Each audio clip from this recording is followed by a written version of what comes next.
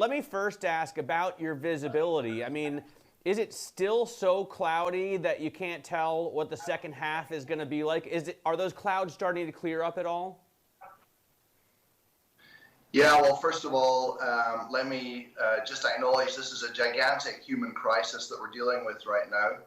We think we are in the middle of it, not coming to the end of it anytime soon. And we're managing our business more for responsiveness and agility to what happens than locking in on a fixed scenario of the future. I think everyone who's tried to second guess what's going to happen with the evolution of this virus, its human impact, its economic impact, has regretted locking in on a position too soon, and that's the posture that we're taking. That's the posture you're taking. Good morning to you, Alan. Good to see you. When we look at these first quarter results, should we think about this in the context of there being a lot of stockpiling having gone into these numbers, a lot of customers in European, US countries stockpiling your products? Is that a feature of the first quarter, or did you manage to, or was that not something that affected you too much? So here's how I would think about it. Our portfolio has got a degree of internal hedge.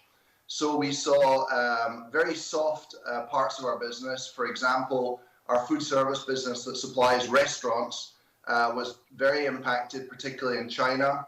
And obviously, out-of-home ice cream is an area where there's not very many tourists out and about at the moment. On the other hand, we have a strong hand hygiene and surface hygiene business. And so the down elevators on food service and on out-of-home ice cream were partially offset by strength in our hygiene businesses. That was a bigger impact than any forward buy, which was primarily limited to the United States. It was really in the US where we saw this dramatic stocking up, much less so in Europe and not at all in the emerging markets, which make up 60% of Unilever's business.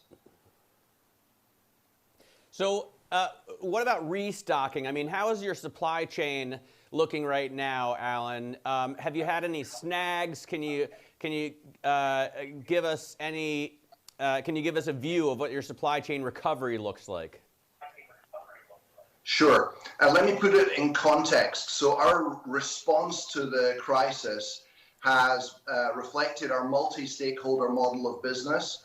So our first priority was looking after our people, then the communities that we work in, then the supply of goods, adjusting to new demand patterns, and then finally worrying about cash. Now on the supply front, we have about 221 factories around the world. And as of this week, pretty much the same last week, we were running at about 85% of capacity. So thanks to some absolutely heroic work by people on the front line of our supply chain, adjusting to new patterns of demand, securing new supply routes for ingredients, and people coming to work to operate our factories, we've more or less been able to continue to supply uninterrupted.